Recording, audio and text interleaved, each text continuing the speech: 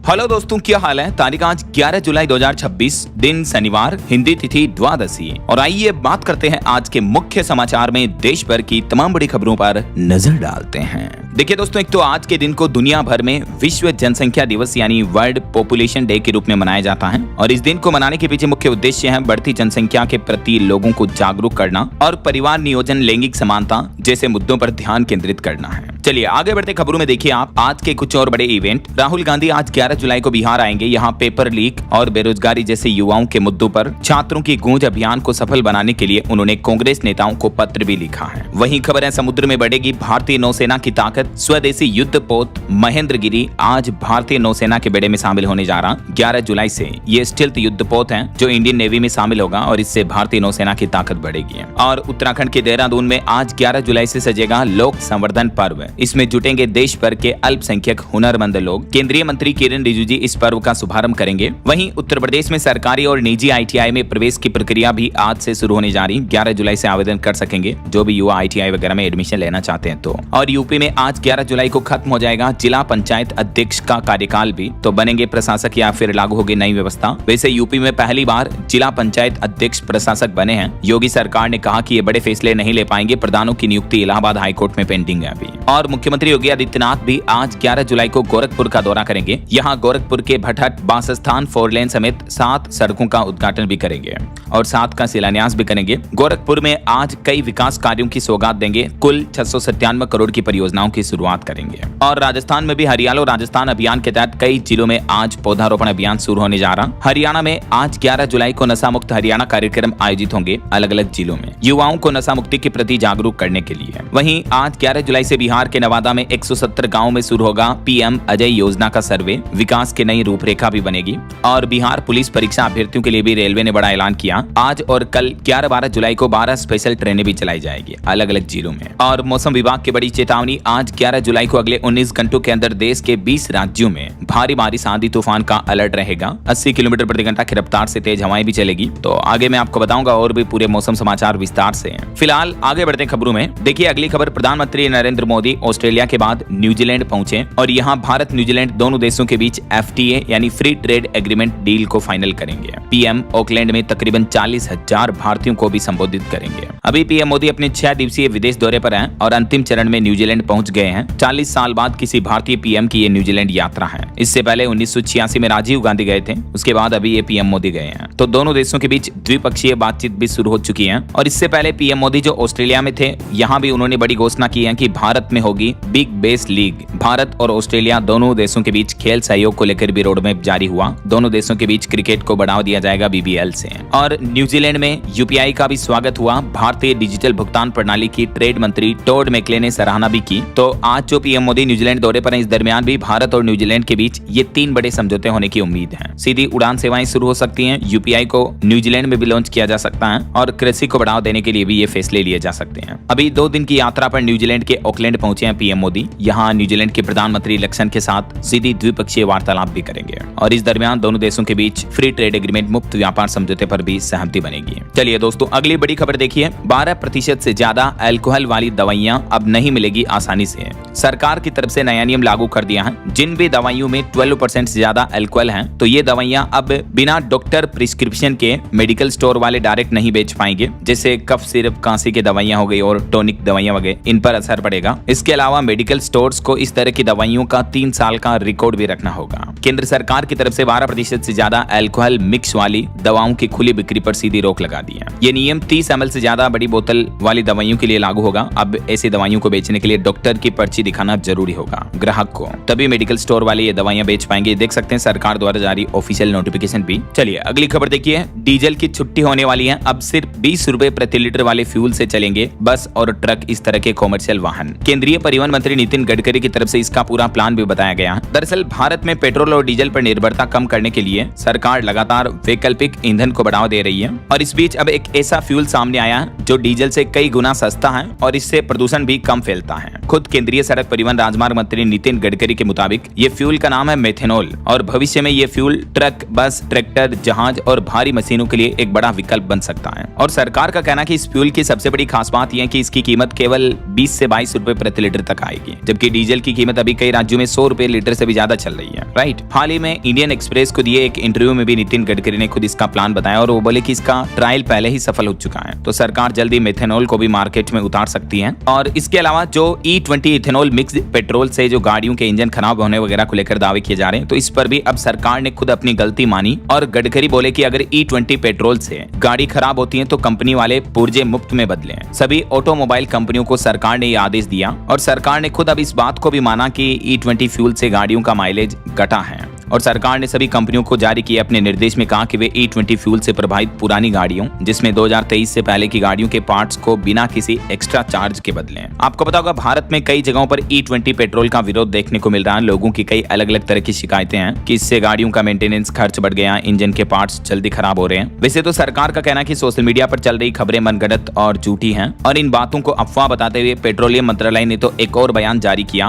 और कहा कि सिर्फ अंदाजे पर नहीं बल्कि सालों की टेस्टिंग के बाद लागू हुआ ये E20 एथेनॉल ब्लेंडिंग प्रोग्राम। लेकिन बावजूद इसके सरकार ने खुद ये बात भी मानी कि E20 ईंधन की वजह से कुछ वाहनों के माइलेज में 3 से 5% तक की कमी आ सकती है, यानी गाड़ियों का माइलेज एवरेज कम हो रहा है। खुद केंद्रीय सड़क परिवहन राजमार्ग मंत्री नितिन गडकरी ने भी अब इस बात को स्वीकार किया है और भी E20 पेट्रोल से गाड़ियों में ये कई तरह की शिकायतें देखने को मिल रही है। तो अभी सरकार ने कहा कि अगर गाड़ियों में इस तरह के ईंधन से पुर्जे खराब होते हैं तो कंपनियां फ्री में बदल कर देगी ऐसा। चलिए दोस्तों, अगली खबर देखिए। छत्तीसगढ़ की ये बेटी करेगी चांद की सैर, पूरे देश में बढ़ाया राज्य का मान। जी हाँ, नाम है रागिनी साहू। छत्तीसगढ़ के महासमुंद की रहने वाली है ये अंतर्राष्ट्रीय मून मिशन शक्ति सेट के लिए नेशनल फाइनलिस्ट के रूप में इनका चयन हुआ इसरो में, भारतीय अंतरिक्ष एजेंसी इसरो में। और छत्तीसगढ़ के पूरे राज्य से चुनी गई ये इकलौती छात्रा है। देश भर से सिर्फ 20 छात्रों ने ही इस मिशन में उपलब्धि में जगह बनाई है और इस मिशन के तहत 108 देशों के छात्र मिलकर मून सैटेलाइट बनाएंगे। ये इसरो का नया प्रोग्राम है। और अगली खबर देखिए। अब स्कूलों में नहीं चलेगी पुरानी टाई, बच्चों की जान के खतरे को देखते हुए अब HSC PCR की तरफ से बड़ा फैसला लिया गया, यानी हरियाणा राज्य बाल अधिकार संरक्षण आयोग की तरफ से स्कूलों में बच्चों की सुरक्षा के लिए पारंपरिक टाई, जो ट्रेडिशनल पुरानी टाई होती थी, उस पर रोक लगा दी है। बल्कि आयोग ने कहा कि क्लिप ऑन या वेलक्रो टाई का उपयोग करें। सभी स्कूल मैनेजमेंट वाले स्कूल ड्रेस में बच्चों की टाई में ये बदलाव करें और खेलकूद के दौरान टाई पहनने पर भी प्रतिबंध लगाने को कहा है ताकि बच्चों की जान जाने का खतरा ना रहे। चलिए अगली खबर देखिए। एक से ज्यादा शादी करने पर नहीं मिलेगा सरकारी सुविधाओं का लाभ। असम राज्य सरकार बजट में इस तरह का सख्त नया नियम लाने वाला प्रस्ताव भी पेश करने जा रही है। जो बहु विवाह करेंगे, एक से ज्यादा पत्नियां रखेंगे, उनको किसी भी सरकारी योजना का लाभ नहीं दिया जाएगा असम में।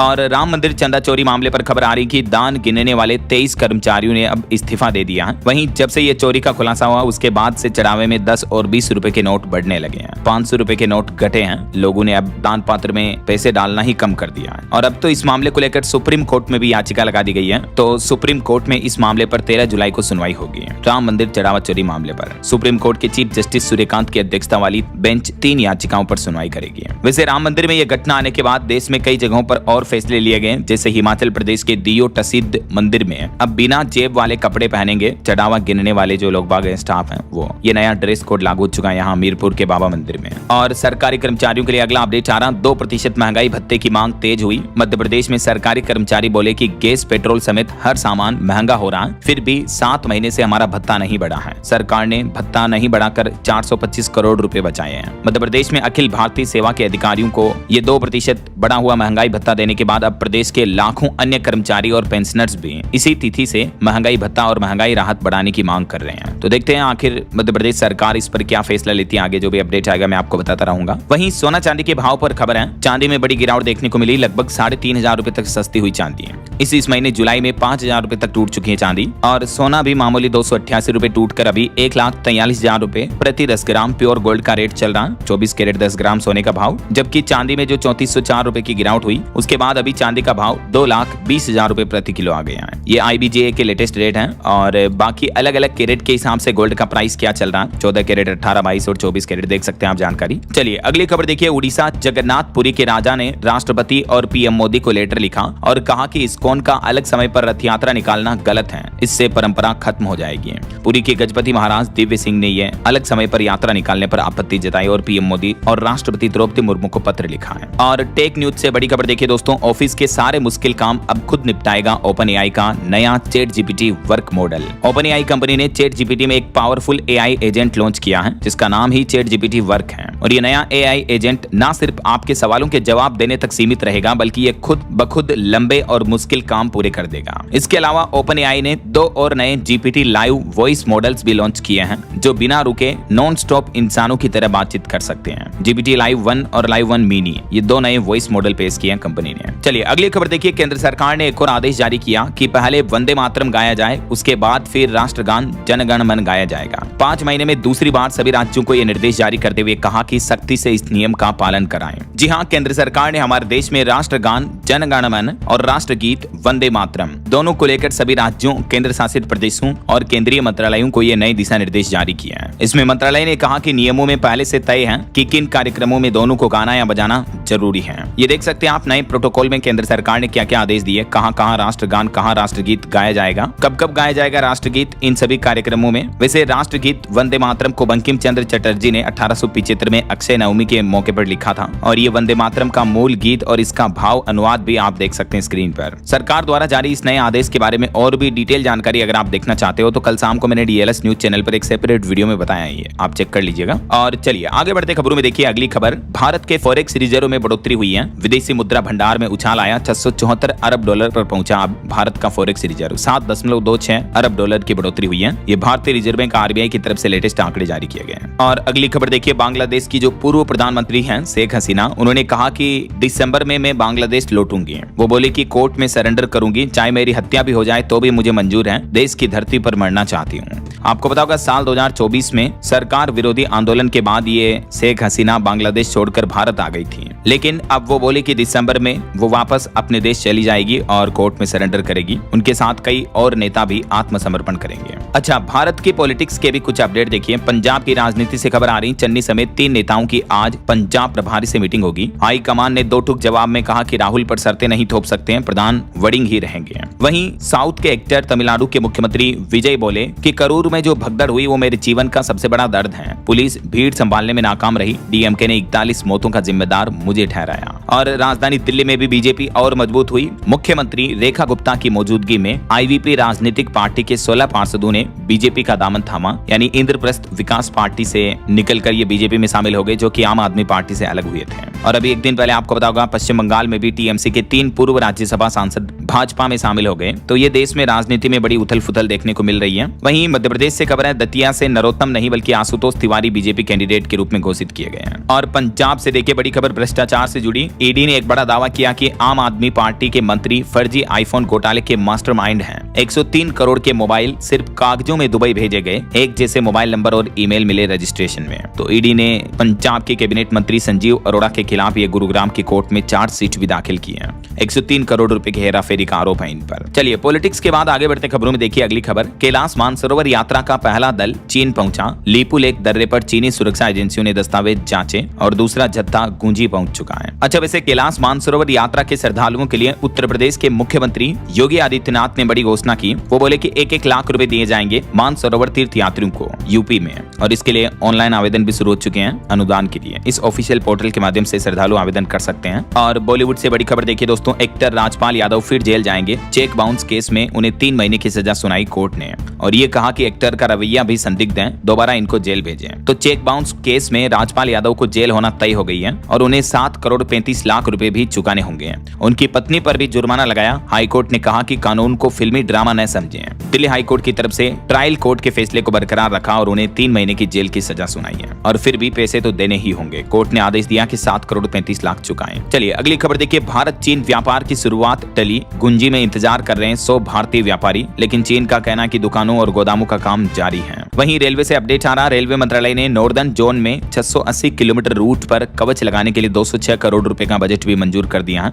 इंडियन रेलवे की तरफ से यह कवच सिस्टम 4.0 लगाया जा रहा है, जिससे रेल यात्रियों की यात्रा और ज्यादा सुरक्षित होगी, रेलवे हादसे कम होंगे, है ना। और देश के व्यापारी कारोबारियों एमएसएमई के लिए भी अच्छी खबर है, उन्हें अब समय पर मिलेगा भुगतान। सरकार ने लागू किया नया नियम। जी हाँ, एमएसएमई यानी सूक्ष्म लघु एवं मध्यम उद्यमियों के लिए समय पर भुगतान दिलाने के लिए केंद्र सरकार ने यह बड़ा कदम उठाया है। अब सभी केंद्रीय सार्वजनिक क्षेत्र की कंपनियों को एमएसएमई से खरीदी गई वस्तुओं और सेवाओं के बिलों का भुगतान TREDS प्लेटफॉर्म के जरिए करना होगा। तो इस प्लेटफॉर्म के जरिए होगा तो को टाइम पर भुगतान मिलेगा और इसकी पूरी जांच भी सरकार के पास रहेगी। ये देख सकते हैं इस बारे में सरकार द्वारा जारी गाइडलाइंस भी। बहरहाल अभी तो अपन कुछ और महत्वपूर्ण और काम की खबरें देखेंगे दोस्तों, लेकिन फिलहाल वक्त तो चला है आज के ताजा मौसम समाचार जानने का। और हाँ, एक छोटी सी रिक्वेस्ट आपसे ये है कि अगर आप DLS न्यूज चैनल से अभी तक भी जुड़े नहीं हो तो जुड़ जाइए, चैनल को सब्सक्राइब करके बेल आइकन जरूर दबा देना और इस वीडियो पर एक लाइक और शेयर भी कर देना, ताकि आपको रोजाना की ताजा खबरें, महत्वपूर्ण मुख्य समाचार, काम के न्यूज अपडेट सबसे पहले आपके मोबाइल पर मिलते रहेंगे। ओके, और चलिए बिना टाइम वेस्ट किए सीधा आगे बढ़ते हैं मौसम अपडेट में। तो देखिए दोस्तों, मानसून क्योंकि अब देश भर के सभी राज्यों में छा चुका है, तो कई राज्यों में मानसून का कहर भी देखने को मिल रहा। दिल्ली में बारिश की वजह से सड़कें डूबी, एक जगह कार पर पेड़ गिर गया। उत्तराखंड में भी लैंडस्लाइड की घटना देखने को मिली, 1000 से ज्यादा लोग फंस गए। और यूपी बिहार में बारिश की वजह से पिछले 12 घंटों में 13 लोगों की मौतें भी हो गई। हालांकि अब कई राज्यों में ये मानसूनी बारिश का दौर थम सकता है, मतलब बारिश अब कमजोर हो सकती है, क्योंकि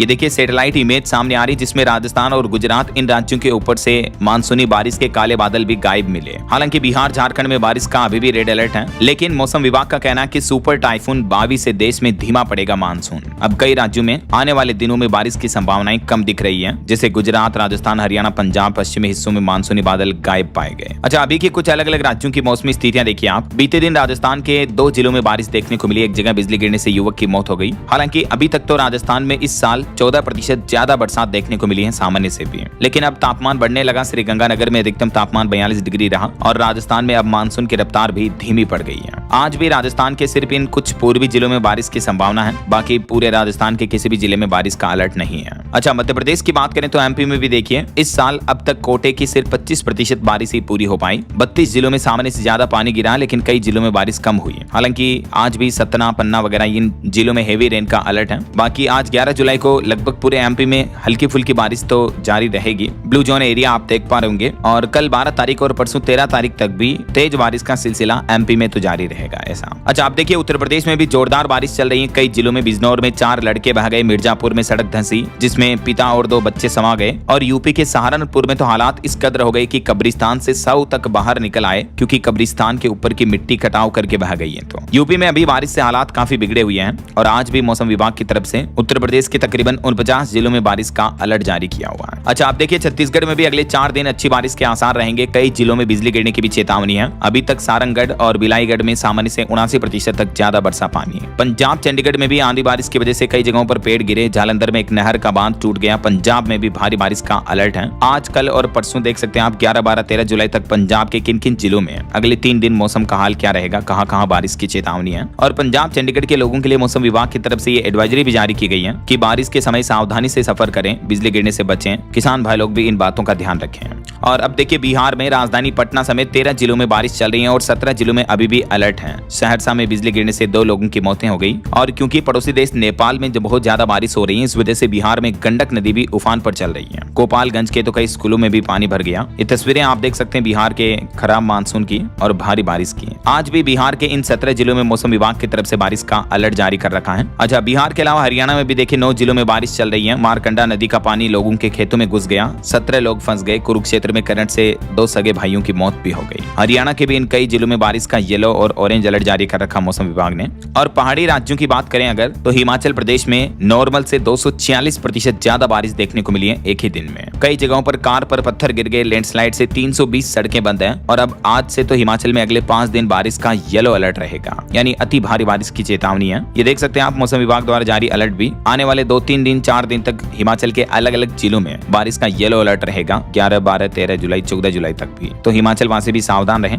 और हिमाचल के जैसे उत्तराखंड में देखिए दोस्तों, हरिद्वार, ऋषिकेश में तेज बहाव में कई गाड़ियां फंस गई। IIT में नाव चली, दुकानों में पानी घुसा। उत्तरकाशी और टिहरी में लैंडस्लाइड भी देखने को मिला और उत्तराखंड हाईकोर्ट के पास भी पेड़ पौधे गिर गए। उत्तराखंड के भी सभी जिलों में रुक रुक कर बारिश देखने को मिल रही है। बाकी अगले 3 दिन 11, 12 और 13 जुलाई को उत्तराखंड में मौसम का हाल क्या रहेगा देख सकते हैं आप जानकारी। तो दोस्तों ये तो कुछ अलग अलग राज्यों के मौसम के हाल हो गए, और बाकी अगले 2 दिन संपूर्ण भारत के मौसम का हाल कैसा रहेगा। आज 11 जुलाई और कल 12 जुलाई को किन किन राज्यों में बारिश का ऑरेंज और रेड अलर्ट रहेगा देख सकते हैं आप जानकारी स्क्रीन पर। अच्छा, वैसे आपके राज्य और जिले में अभी मौसमी स्थितियां कैसी चल रही है, मतलब बारिश वगैरह हो रही है या सूखा पड़ रहा, बारिश नहीं आ रही है? कमेंट करके बताइएगा जरूर आपके राज्य और जिले का नाम। ओके, और चलिए मौसम अपडेट्स के बाद आगे बढ़ते हैं खबरों में। कुछ मार्केट अपडेट्स पर नजर डाल लेते हैं। देखिए बीते दिन भारतीय शेयर बाजार में तेजी देखने को मिली। सेंसेक्स 828 अंक चढ़कर 77,569 पर बंद हुआ। निफ्टी में भी 244 अंक की तेजी रही। और ऑटोमोबाइल इंडस्ट्री से खबर है, टाटा कंपनी ने अपने हैरियर और सफारी सॉरी दोनों मॉडल्स को नए लुक में लॉन्च किया, जिनमें अब आपको 13 JBL स्पीकर्स और ADAS जैसे सेफ्टी फीचर भी मिलेंगे।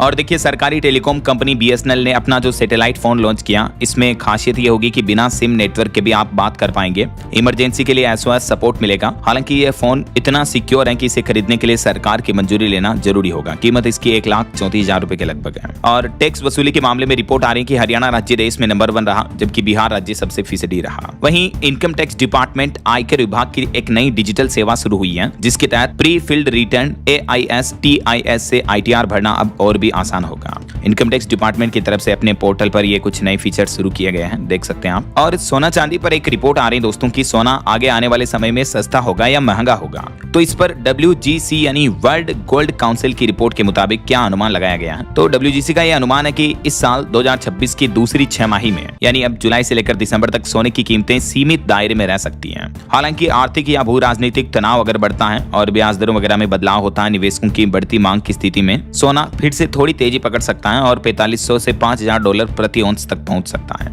लेकिन इससे पहले ही गोल्ड जो है $5500 प्रति औंस तक का ऑल टाइम हाई लगा चुका ऑलरेडी है, इस साल की शुरुआत में ही है। तो अब वापस इस साल के अंत तक इतना महंगा नहीं हो सकता है सोना, ये मतलब वर्ल्ड गोल्ड काउंसिल की तरफ से अनुमान लगाया गया है। आने वाले समय में सोने में थोड़ी तेजी देखने को मिल सकती है और इसके पीछे 3 बड़ी वजह बताई गई है। ये देख सकते हैं, इस रिपोर्ट की पूरी एनालिसिस डिटेल्स भी है। चलिए मार्केट अपडेट्स के बाद आगे बढ़ते हैं खबरों में। देखिए अगली खबर, राजधानी दिल्ली की महिलाएं जरा ध्यान दें, दिल्ली में बंद होगी अब पिंक टिकट, बल्कि बस में होगा पिंक सहेली स्मार्ट कार्ड ही मान्य। इस महीने 31 जुलाई तक पिंक टिकट से दिल्ली में महिलाएं सफर कर पाएंगे, लेकिन 31 जुलाई के बाद फिर सिर्फ पिंक सहेली स्मार्ट कार्ड ही उपयोग में लिया जा सकेगा। यानी 1 अगस्त से ही दिल्ली में महिलाओं के लिए फ्री बस यात्रा के लिए नया नियम लागू होने जा रहा। अब पिंक सहेली कार्ड बना होना अनिवार्य होगा, वरना बिना इस कार्ड वाली महिलाओं को फिर किराया देना होगा बसों में सफर करने के लिए, ऐसा। और अगली खबर देखिए, इंडियन रेलवे की तरफ से नई वेबसाइट लॉन्च की जा रही है, जिसके तहत टिकट बुकिंग से लेकर ट्रेन की खाली सीट बुक करने तक सब कुछ एक ही प्लेटफॉर्म के माध्यम से कर पाएंगे। IRCTC अपने वेबसाइट में ये बदलाव करने जा रहा है। वहीं महाराष्ट्र में किसान भाई लोगों के लिए कर्ज माफी यानी लोन माफी के नियम बदल चुके हैं। अब 2 लाख की लिमिट को भी खत्म कर दिया है। महाराष्ट्र के मुख्यमंत्री देवेंद्र फडणवीस ने विधानसभा में खुद इस बात की घोषणा करते हुए कहा कि कर्ज माफी से उस शर्त को पूरी तरह हटा दिया गया है, जिसके तहत बकाया कर्ज की सीमा 2 लाख रुपए से ज्यादा नहीं होनी चाहिए थी। यानी ये शर्त हटाने के बाद अब और भी ज्यादा किसानों को इस योजना का लाभ मिल पाएगा।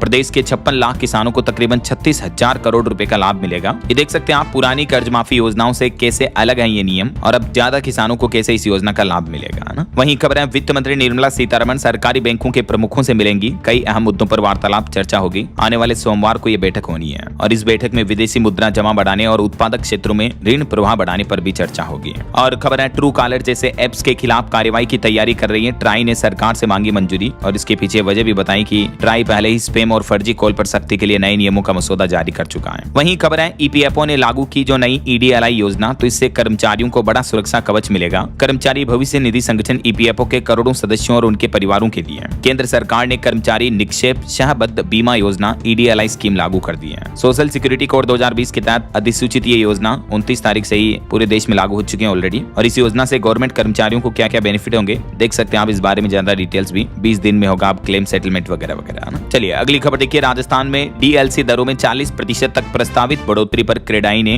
राजस्थान सरकार का विरोध किया और सरकार से इस फैसले पर पुनर्विचार और सर्वे करने की भी मांग की है। वहीं कुछ बड़े हादसों की खबरें देखिए दोस्तों, चीन की एक जूता फैक्ट्री में भीषण आग लगी जिसमें 28 लोगों की जलकर मौत हो गई। और स्पेन के भी जंगलों में आग लग गई जिसमें अब तक 12 लोगों की मौत की खबर है। 4 लोग जिंदा कार में जल गए, 19 अब भी लापता हैं। इलेक्ट्रिक वायर से ये आग लगने की आशंका जताई जा रही है। कुछ और इंटरनेशनल न्यूज अपडेट देखिए, अमेरिका ईरान जंग पर अमेरिका के राष्ट्रपति डोनाल्ड ट्रंप बोले कि ईरान ने बातचीत जारी रखने की मांग की है। तो 2 दिन बाद अब जाकर ईरान और अमेरिका दोनों देशों ने आपस के हमले रोके। हालांकि उधर इजराइल ने लेबनान पर फिर से ड्रोन अटैक भी किया है। वहीं खबर है कि अमेरिका में H1B वीजा के नियम और सख्त हो सकते हैं। विश्वविद्यालयों की छूट सीमित हो सकती है। ग्रीन कार्ड से जुड़े नियम भी आ सकते हैं।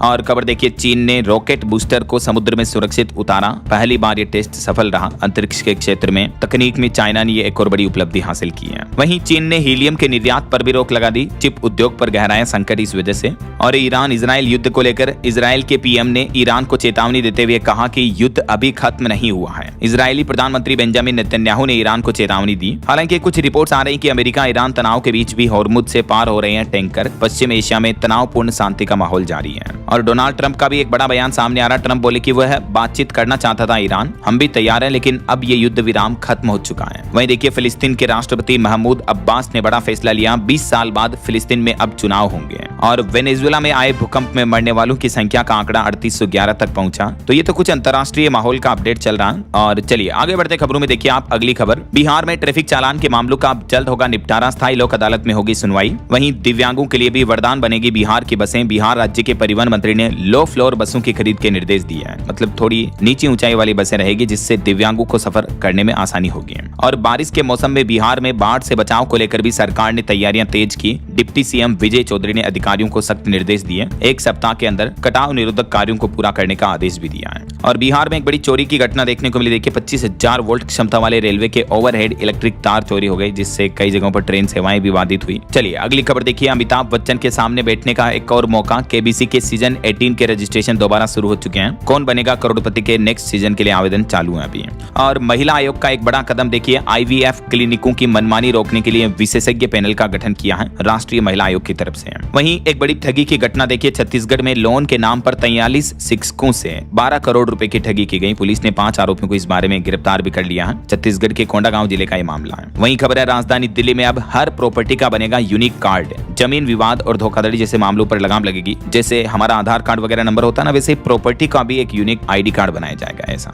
और खबर है सुप्रीम कोर्ट के आदेश के बाद चंडीगढ़ में वेंडिंग साइटों के आवंटन की योजना तय हुई। 18 जुलाई को ड्रा होगा। और हरियाणा के 16 नए सब डिविजनल अस्पतालों में शुरू होगी प्री डायलिसिस। स्वास्थ्य मंत्री आरती सिंह ने यह बड़ा ऐलान किया है। वैसे हरियाणा में बड़ा प्रशासनिक फेरबदल भी देखने को मिला। 9 IPS 14 HPS अधिकारियों का ट्रांसफर किया है। और ठीक ऐसे ही हिमाचल प्रदेश में भी बड़ा प्रशासनिक फेरबदल हुआ। 17 IAS और 22 HAS अधिकारी इधर से उधर किए गए, ट्रांसफर कर दिया ऐसा। चलिए यूपी के कुछ अपडेट देखिए। उत्तर प्रदेश के कई जिलों में मिलावटखोरों पर बड़ा एक्शन लिया गया। 338 क्विंटल नकली खाद्य पदार्थ जब्त हुआ। यूपी खाद्य सुरक्षा विभाग की तरफ से कार्रवाई की गई। और उत्तर प्रदेश में स्कूल कॉलेजों के बाहर छात्रों की सुरक्षा बढ़ाने के लिए अब पुलिस गश्त की ड्यूटी लगाई जाएगी। CCTV कैमरों को भी वापस चालू किया जाएगा। उत्तर प्रदेश महिला आयोग के अध्यक्ष की तरफ से ये सख्त निर्देश दिए हैं। वहीं आने वाले 12 जुलाई को, मतलब परसों, कल 11 होगी, परसों 12 तारीख को यूपी में 35 करोड़ पौधे लगाए जाएंगे। मुख्यमंत्री योगी आदित्यनाथ गोरखपुर से इस अभियान की शुरुआत करेंगे। एक पेड़ मां के नाम थीम पर चलेगा यह अभियान। और वहीं खबर देखिए, यूपी अयोध्या राम मंदिर घोटाले के खिलाफ देश भर में चलेगा हस्ताक्षर अभियान। दिल्ली के पूर्व मुख्यमंत्री अरविंद केजरीवाल ने इस मुद्दे पर PM मोदी की चुप्पी पर भी सवाल उठाए। वो बोले कि दोषियों को बचाना महापाप है। और उन्होंने ऐलान किया कि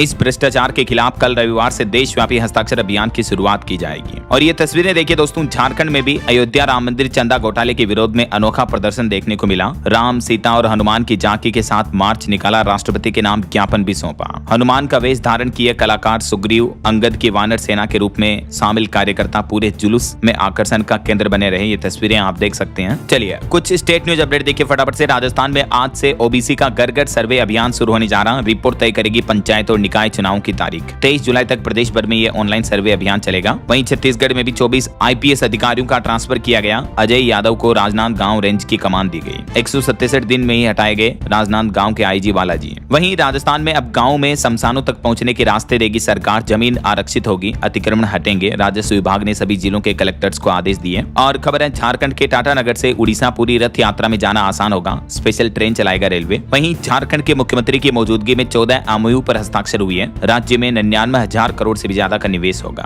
और झारखंड में राशन कार्ड धारकों से अब जाति भी पूछ रही है सरकार। सभी कार्ड धारकों को डिजिटल जाति प्रमाण पत्र देना होगा। वहीं खबर है दिल्ली में प्रदूषण के खिलाफ दिल्ली सरकार और वर्ल्ड बैंक के बीच एक साझेदारी हुई है। 65% खर्च अब बैंक उठाएगा। 8,300 करोड़ से शुरू होगी महापरियोजना। और पंजाब में रिटायर्ड कर्मचारियों की एक मुश्त राशि बढ़ेगी। बढ़े हुए DA के आधार पर मिलेगा ग्रेच्युटी और लिव इनकेशमेंट का पैसा 3 महीने में होगा अतिरिक्त भुगतान। उत्तराखंड के मुख्यमंत्री पुष्कर सिंह धामी सरकार की कैबिनेट बैठक में 10 प्रस्तावों पर मुहर लगी। अब उत्तराखंड में मदरसा बोर्ड का बजट खत्म होगा। भूमि, रोजगार और शिक्षा से जुड़े भी कई अहम निर्णय लिए गए कैबिनेट बैठक में। वहीं उत्तराखंड सरकार और निजी कंपनियों के बीच भी कई अहम साझेदारी हुई है। और उत्तराखंड के 4 धाम मंदिरों में बद्रीनाथ समेत सभी मंदिरों में लगेंगे HD कैमरे। हाल ही में यहाँ भी जो चंदा चोरी के मामले की खबरें सामने आई थी, उसके बाद मंदिर प्रशासन की तरफ से बड़ा फैसला लिया गया है। वहीं हार्ट अटैक से जुड़ी एक बड़ी खबर देखिए दोस्तों, उत्तर प्रदेश के फिरोजाबाद की यह घटना है। 7वीं क्लास के छात्र की हार्ट अटैक से मौत हो गई। ये स्कूल में ही बच्चों के साथ खेल रहा था, दीपक नाम का लड़का, तभी अचानक लड़खड़ाकर जमीन पर गिर पड़ा। देखिए आजकल युवाओं में हार्ट अटैक के मामले कितने बढ़ रहे हैं यार। और खबर है कैंसर, मधुमेह समेत 39 तरह की दवाइयां सस्ती होगी। मरीजों को बड़ी राहत मिलेगी। केंद्र सरकार की तरफ से ये फैसला लिया गया। मेडिकल स्टोर्स पर भी अब इन दवाइयों की रेट लिस्ट लगाना अनिवार्य होगा और तय रेट से ज्यादा पैसे वसूलने पर कंपनियों से ब्याज समेत पूरी रकम वसूली जाएगी। ये सरकार की तरफ से सख्त दिशा निर्देश जारी किए हैं जीवन रक्षक दवाइयों के लिए। कौन कौन सी दवाइयां कितने में मिलेगी देख सकते हैं आप कुछ रेट लिस्ट भी। वहीं खबर है, हिंद महासागर हमारा आंगन है और इसकी सुरक्षा हमारी जिम्मेदारी है। देश के रक्षा मंत्री राजनाथ सिंह बोले कि बिना किसी ऐलान के युद्ध होने की संभावना है, इसलिए भारतीय सेना तैयार रहे।